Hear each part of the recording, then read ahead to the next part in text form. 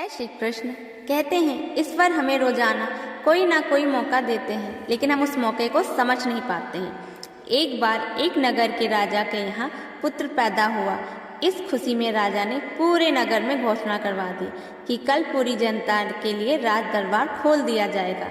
जो व्यक्ति सुबह आकर सबसे पहले जिस चीज को हाथ लगाएगा वो उसी चीज को ले जाएगा, वो चीज उसकी हो जाएगा।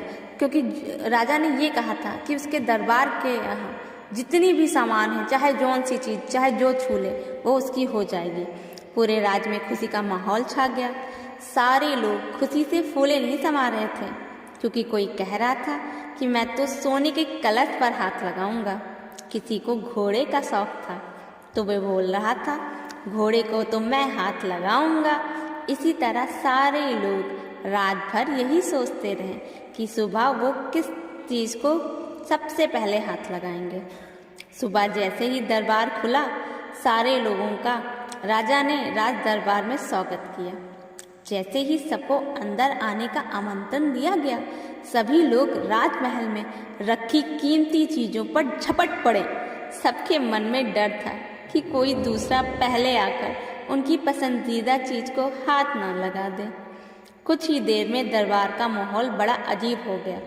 सारे लोग इधर उधर दौड़ रहे थे। राजा अपने सिंहासन पर बैठा ये सब देख रहा था और राजा को बड़ा ही आनंद आ रहा था। अचानक एक छोटा सा बच्चा भीड़ से निकल कर आया और राजा की ओर आने लगा।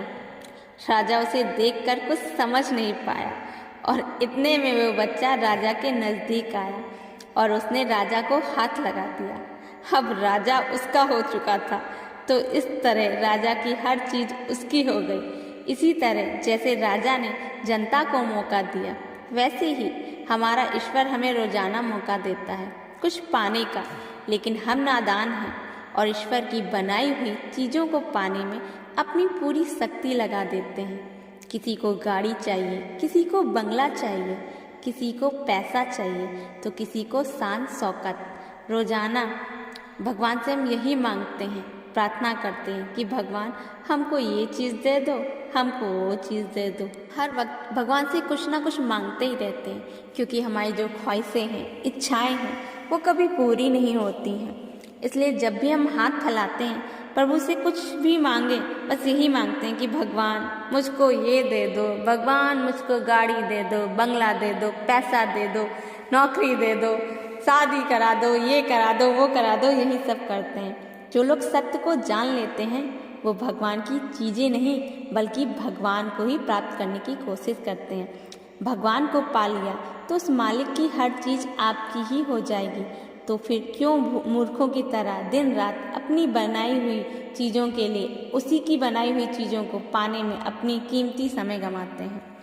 सिर्फ कुछ भी मांगना है। कहते हैं ना, कुछ लोग बहुत सारे व्रत, पूजा पाठ सब कुछ करते हैं, क्यों? किसी चीज़ की इच्छा के लिए, किसी चीज़ की पूर्ति के लिए। अगर वही पूजा पाठ, वही लगन से, उसी मन से, उसी सच्ची आस्था से हम भगवान को पाने की कोशिश करें तो हमें भगवान भी मिल जाएंगे। लेकिन कोई भगवान को मांगता कहाँ है? पूछती पूरी दुनिया है, पूछती तो पूरी दुनिया है, लेकिन कोई भी भगवान को मांगता नहीं है। सब ये चाहते हैं कि भगवान मुझको ये दे दे, भगवान मुझको वो दे दे, लेकिन कोई भी व्यक्ति ये नहीं कहता है कि भगवान ही मुझे मिल जाए, भगवान मेरे पास आ जाए।